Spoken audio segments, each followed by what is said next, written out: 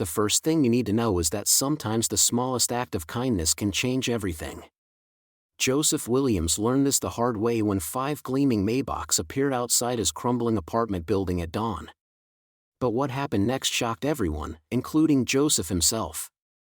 2 days earlier, Joseph dragged himself through the automatic doors of Metro General Hospital at 5:47 a.m., his janitor's uniform still damp with disinfectant and exhaustion. 23 years old, college dropout, drowning in student loans that haunted him like ghosts from a future he'd never reach. His shoes, worn thin from months of night shifts, squeaked against the polished floors he'd spent all night mopping. The morning air hit his face like a cold slap of reality as he stepped onto Maple Street. This was supposed to be temporary, he told himself for the 100th time. Clean floors, save money, figure out life. But temporary had stretched into 8 months of barely scraping by, watching his dreams get smaller with each passing paycheck. That's when he saw her. Mrs. Evelyn Thompson, probably in her 70s, was struggling with 2 heavy grocery bags outside Murphy's Corner store. Her frail frame swayed dangerously as she tried to balance the weight, and Joseph watched in horror as one bag slipped from her grasp, sending apples rolling across the cracked sidewalk. "Oh no, no, no," she whispered, her voice carrying the kind of defeat that comes from life piling on one too many small disasters. Joseph didn't think. His tired legs carried him across the street before his brain caught up. "Ma'am, let me help you with those." She looked up at him with eyes that held decades of stories, surprised but grateful. "You don't have to, young man. I know you're probably busy."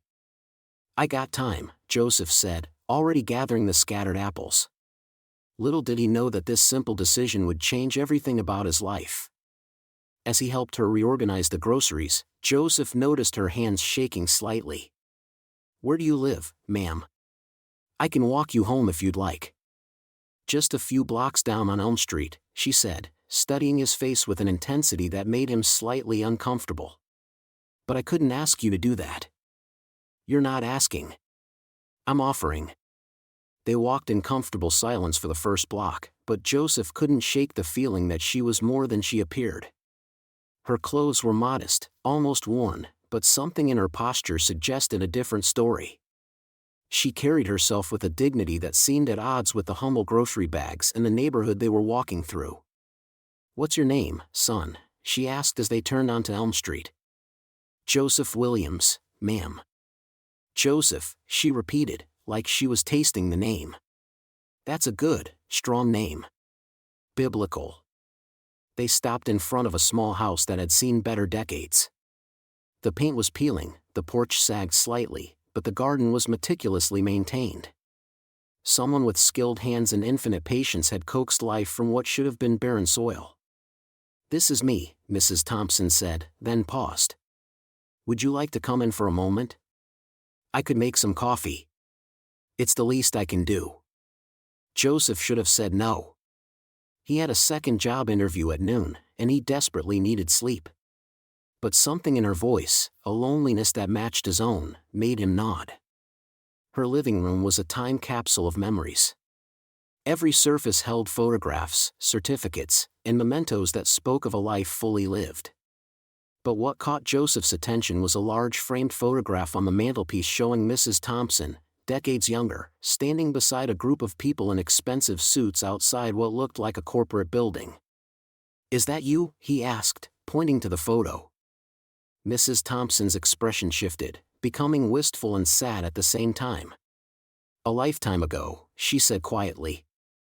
"Before things got complicated." She moved to the kitchen, and Joseph heard the familiar sounds of someone making coffee for two. But the real shock was still coming. As he waited, his eyes wandered to a small desk in the corner where an ornate letterhead caught his attention. Even from across the room, he could make out the gold embossing in formal script that screamed wealth and importance. "Sugar?" Mrs. Thompson called from the kitchen. "No ma'am, black is fine," Joseph replied, but his mind was racing. Nothing about this house matched that letterhead, and nothing about Mrs. Thompson's circumstances matched the confidence of the woman in that photograph.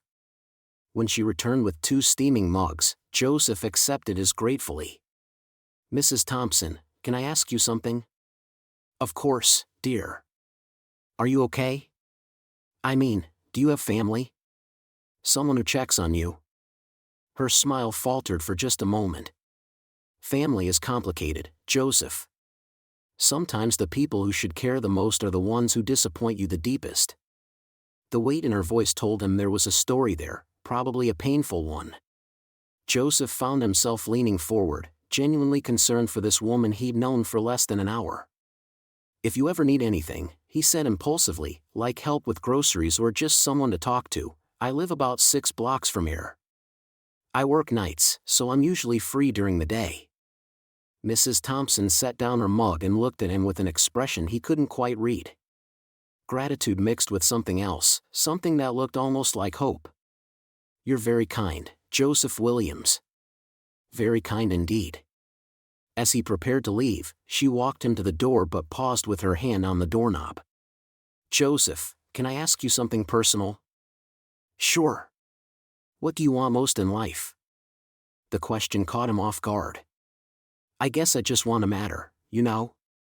I want my life to mean something, to help people somehow. I dropped out of college because I couldn't afford it, but I still believe that if you're good to people, good things will come back to you. Mrs. Thompson nodded slowly, like he'd just confirmed something she'd been hoping to hear. Yes, she said softly, I think you're absolutely right about that. As Joseph walked home through the morning streets, he couldn't shake the feeling that their meeting had been more than coincidence. But what happened over the next 24 hours would prove that sometimes the universe has plans far bigger than anything we could imagine. The next morning arrives with the weight of yesterday's encounter still heavy on Joseph's mind. He trudges through his usual routine, instant coffee that tastes like regret, checking his empty bank account on his phone, and pulling on the same wrinkled polo shirt he's worn to 3 different part-time gigs this week. But something feels different. Mrs. Thompson's face keeps floating through his thoughts, along with that mysterious photograph he'd glimpsed on her mantelpiece. By noon, Joseph finds himself standing outside Mrs. Thompson's weathered front door again, a small bag of groceries in his hand that he honestly can't afford. He tells himself he's just being neighborly, but deep down, curiosity gnaws at him like hunger. Joseph! Mrs. Thompson's face lights up when she opens the door. I was hoping you'd come by. Please, come in, come in. Her living room feels like stepping into a time capsule. Every surface is covered with photographs, old newspapers yellowed at the edges, and trinkets that seem to whisper stories of a life far more complex than her current circumstances suggest. Joseph notices a framed certificate on the wall, something about community service, but can't quite make out the details from where he sits. You know, Mrs. Thompson says, settling into her worn armchair with 2 steaming cups of tea, I used to run the largest community center in this city. Joseph nearly chokes on his tea. You did? Her eyes take on a distant quality, like she's looking through decades instead of across the room. Oh yes. The Thompson Community Center on 5th Street.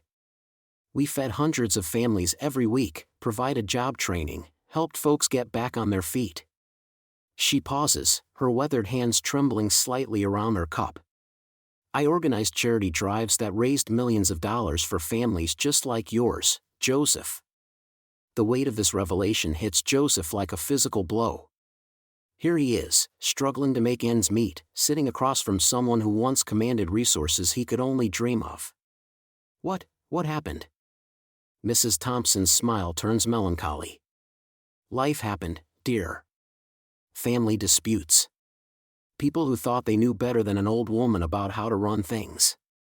She gestures around the cluttered room. Sometimes the people closest to you become the furthest away. Joseph sets down his tea, his mind racing.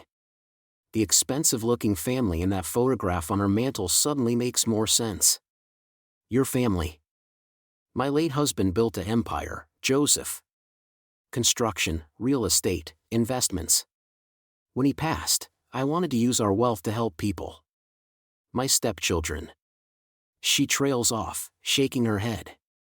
They had different ideas about what family legacy should look like. The room falls silent except for the ticking of an old grandfather clock in the corner. Joseph feels like he's holding his breath, sensing there's so much more to this story. Who walks away from millions of dollars just to help people?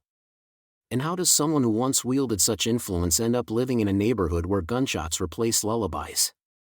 Mrs. Thompson suddenly stands, moving toward an old wooden desk in the corner. She pulls out a small, ornate box, the kind that might hold jewelry or important documents. Her hands shake as she holds it. Joseph, I need you to understand something. Yesterday, when you helped me, you reminded me that good people still exist in this world. She turns back to him, the box clutched against her chest. In 53 years of marriage, in 30 years of running that community center, in all my dealings with lawyers and business partners and family members, I've learned to recognize character. Joseph's pulse quickens. Something about her tone suggests this conversation is heading somewhere he's not prepared for. You have something most people spend their whole lives searching for, she continues, moving closer to him. You have a heart that chooses kindness even when kindness is costly. She extends the box toward him. I need you to keep this safe for me, Joseph. There are people who would do anything to get their hands on what's inside. Joseph stares at the box like it might explode. Mrs. Thompson, I don't think I should. Please. Her voice carries an urgency that makes his chest tight. I have unfinished business to attend to, and I need to know this is in the hands of someone I trust. Against every instinct screaming at him to walk away from whatever complicated situation this represents, Joseph reaches out and takes the box. It's heavier than expected, and he swears he can feel it humming with significance. What exactly am I protecting this from? He asks. Mrs. Thompson's expression darkens, and for the first time since he's known her, she looks genuinely afraid. From people who believe money matters more than the lives it could save. As Joseph walks home that evening, the mysterious box tucked safely in his jacket pocket, he can't shake the feeling that someone is watching him. The temptation gnawed at Joseph like a persistent headache as he walked through the bustling downtown district. His phone buzzed again with another overdue payment notification, and he couldn't shake the memory of Marcus's offer from earlier that morning. Just one delivery, man. $500 cash, no questions asked, Marcus had said, sliding a small package across the cafe table. You're struggling, and I got a solution. Joseph had stared at that package for what felt like an eternity. $500 would cover his rent, put food in his fridge, maybe even let him sleep without the crushing weight of financial anxiety pressing down on his chest. But something about Mrs. Thompson's weathered hands and kind eyes kept flashing through his mind. I can't do it, he had finally told Marcus, pushing the package back across the table. Now, walking past the street vendors and honking traffic, Joseph wondered if he'd made the right choice. His stomach rumbled, reminding him that he'd skipped lunch again to save money. The mysterious box Mrs. Thompson had given him sat heavy in his backpack, and he found himself touching it through the fabric, drawing strength from its presence. What secrets are you hiding, Mrs. T? He muttered to himself, dodging a cyclist who weaved dangerously close to the sidewalk. The box had kept him awake most of the night. Not because of its weight, but because of the trust it represented. Mrs. Thompson had looked directly into his eyes when she handed it to him, her voice trembling with emotion. This contains everything important to me, Joseph. Promise me you'll keep it safe until I ask for it back. He'd promised without hesitation, but now the responsibility felt enormous. What if someone broke into his apartment? What if he lost it? What if whatever was inside was worth more than he could imagine? Joseph's thoughts were interrupted by the sudden feeling that someone was watching him. He'd noticed the black sedan earlier, parked outside his building when he left for work. Now, as he turned onto 5th Street, he spotted it again, moving slowly through traffic about 3 cars behind him. His heart rate quickened. This wasn't paranoia, this was real. Joseph ducked into a corner store, pretending to browse the candy aisle while keeping an eye on the street through the window. The sedan pulled over, and 2 men in expensive suits got out. They weren't trying to hide their presence anymore. Can I help you find something? Asked the store clerk, an elderly Korean man with suspicious eyes. Just looking, Joseph replied, his voice tight with tension. The men were walking toward the store now, their movements deliberate and purposeful. Joseph's mind raced. Should he run? Should he confront them? The weight of Mrs. Thompson's box seemed to double in his backpack. Whatever was inside, these people clearly wanted it. You can't run forever, son, one of the men said as they entered the store. He was tall and imposing, with salt and pepper hair and the kind of confident demeanor that screamed authority. We just want to talk. The store clerk retreated behind the counter, clearly sensing trouble. Joseph's hands trembled as he gripped the strap of his backpack. I don't know what you want, Joseph said, trying to keep his voice steady. Oh, but I think you do, the second man replied. He was shorter but no less intimidating, with sharp features and calculating eyes. Mrs. Evelyn Thompson gave you something, didn't she? Something that belongs to her family. Joseph's blood ran cold. How did they know about Mrs. Thompson? About the box? I don't know what you're talking about, he lied, but the men exchanged knowing glances. Mr. Williams, my name is Harrison Vale, and this is my associate, Mr. Chen. We represent the legal firm of Vale, Morrison and Associates. We've been looking for Mrs. Thompson for quite some time. Joseph's mind reeled. Legal firm? What did lawyers want with Mrs. Thompson? She's in trouble, isn't she? Joseph asked, his protective instincts overriding his fear. Mr. Vale's expression softened slightly. Not the kind of trouble you're thinking of, son. But there are family matters that need to be resolved, and she's been difficult to locate. Why should I trust you? Joseph demanded, backing toward the store's rear exit. Because, Mr. Chen said, pulling out an official-looking document, Mrs. Thompson's estranged family has been searching for her for over 20 years. And what she gave you might be the key to reuniting them. Joseph caught a glimpse of the document's header, something about estate proceedings and inheritance disputes. His head spun with questions, but one thing was crystal clear: Mrs. Thompson's past was far more complicated than he'd imagined. The store clerk's nervous cough broke the tension. You gentlemen need to buy something or leave. This isn't a meeting room. Mr. Vale reached into his wallet and placed a 20 on the counter. Keep the change. He turned back to Joseph. Mr. Williams, we're not the enemy here. But there are others who might not be so patient. As if summoned by his words, Joseph's phone rang. Mrs. Thompson's shaky voice came through the speaker. Joseph, dear, I need you to come quickly. There are people asking questions about you in the neighborhood, and I'm frightened. The next morning, Joseph wakes with a gnawing feeling in his stomach that has nothing to do with hunger. Through his thin apartment walls, he hears footsteps in the hallway that seem to pause right outside his door before moving on. He's been hearing those same deliberate steps for 3 days now, always at the same time, always lingering just a moment too long. Joseph peers through his peephole but sees nothing except the familiar cracked pane of the opposite wall. The mysterious box Mrs. Thompson entrusted to him sits heavily on his kitchen counter, its weight seeming to grow with each passing hour. He's resisted the urge to open it, honoring her trust, but the curiosity is eating away at him. As he heads to his morning shift at the hardware store, Joseph notices a black sedan parked across the street. The same sedan he's been spotting in different locations around his neighborhood all week. When he stops to tie his shoe, pretending to check, he catches a glimpse of a man in a dark suit behind the wheel, talking into a phone. This is crazy, Joseph mutters to himself, quickening his pace. Nobody follows broke college dropouts. But the feeling of being watched persists throughout his shift. During his lunch break, Joseph decides he's had enough. He spots the sedan again, this time parked near the hardware store, and marches straight toward it with a confidence he doesn't actually feel. The window rolls down before he can knock, revealing a middle-aged black man in an expensive suit. His kind eyes immediately put Joseph at ease, though questions still swirl in his mind.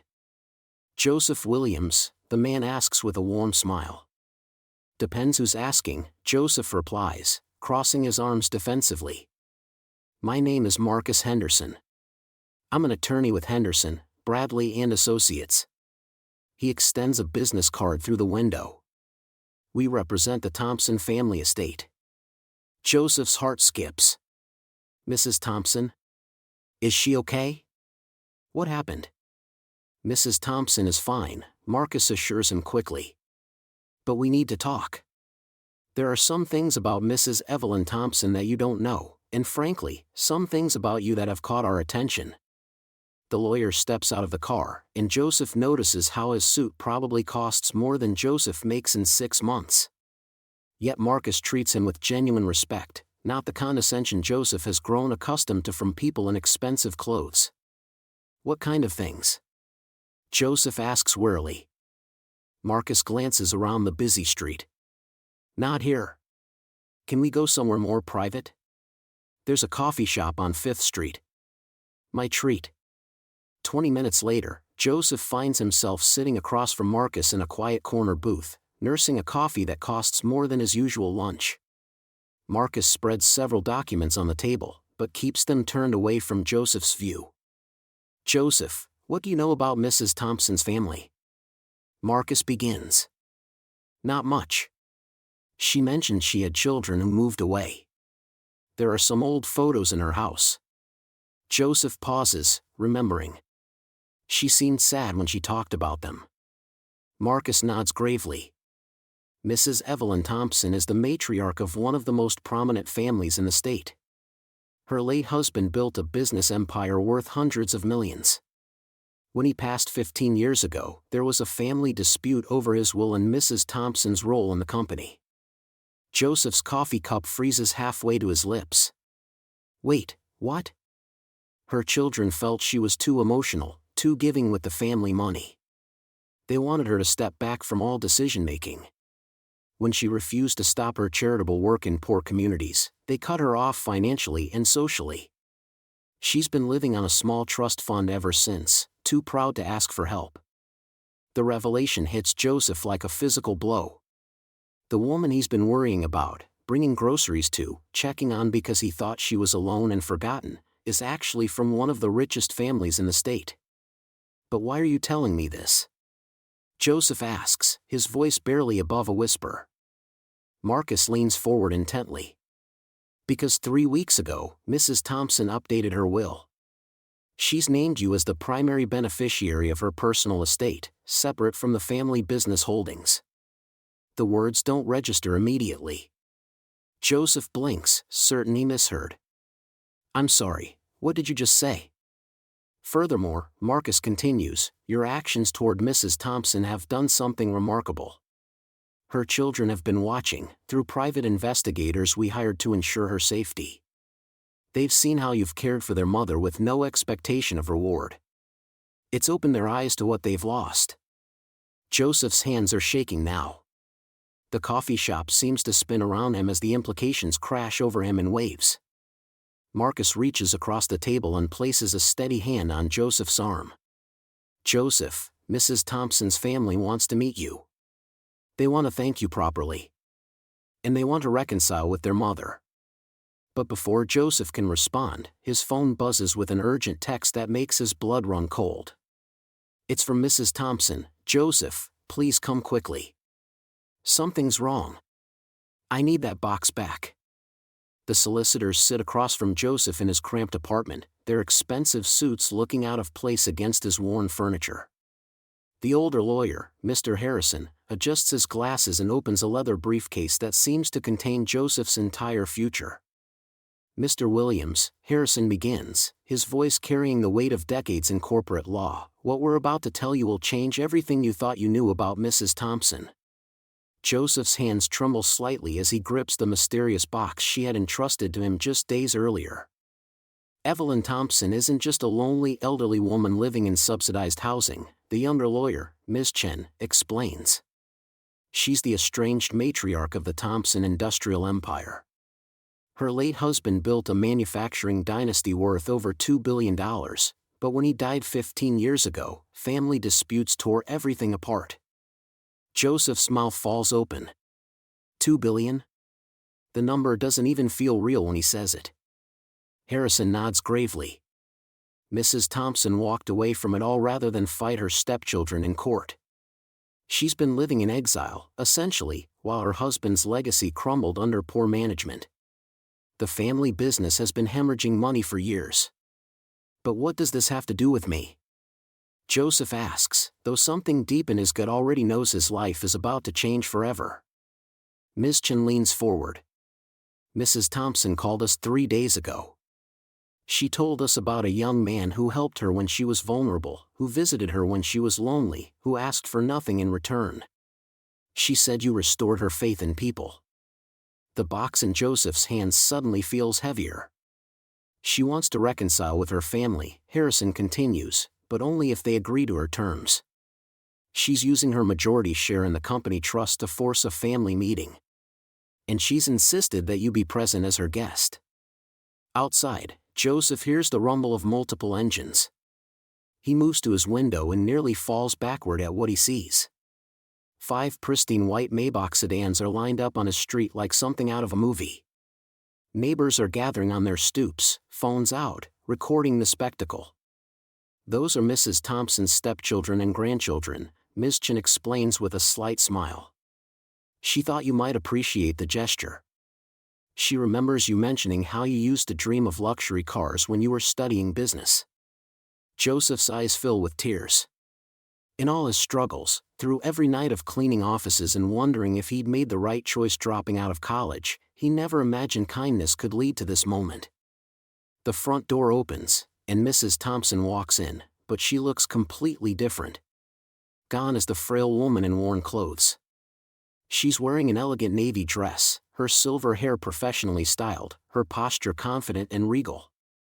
Behind her trail 5 impeccably dressed people who look like they stepped out of Forbes magazine. Joseph, dear, she says, her voice warm but now carrying an unmistakable authority, I'd like you to meet my family. The oldest of the group, a distinguished man in his 50s, steps forward. Mr. Williams, I'm David Thompson, Evelyn's stepson. I owe you an apology. We all do. His voice breaks slightly. We let pride and greed separate us from the most important person in our lives. A younger woman, probably around Joseph's age, wipes tears from her eyes. Grandmother told us how you took care of her when we should have been there. How you saw her worth when we were too busy fighting over money. Mrs. Thompson takes Joseph's hands in hers.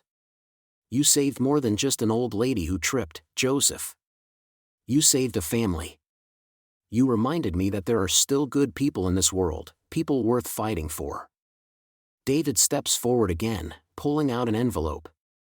The family has voted unanimously. We're offering you a full scholarship to complete your business degree at any university you choose. Additionally, we'd like you to consider an executive training position with Thompson Industries once you graduate. Joseph can barely speak. Mrs. Thompson, I don't know what to say. She smiles, the same warm smile he remembered from that first morning. Say you'll let us help you the way you helped me. Say you'll let kindness come full circle. Through the window, Joseph sees his entire neighborhood watching in amazement. Children press their faces against glass, adults whisper excitedly, everyone witnessing this impossible scene. The 5 Maybachs gleam in the afternoon sun like promises fulfilled. There's one more thing, Mrs. Thompson adds, her eyes twinkling.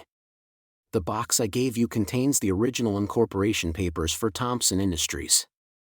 I kept them all these years, waiting for the right moment to pass them on.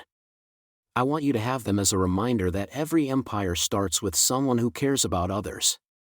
Joseph looks around at the faces surrounding him, this family that was broken and is now healing, these lawyers who've witnessed reconciliation, this woman who taught him that kindness is never wasted.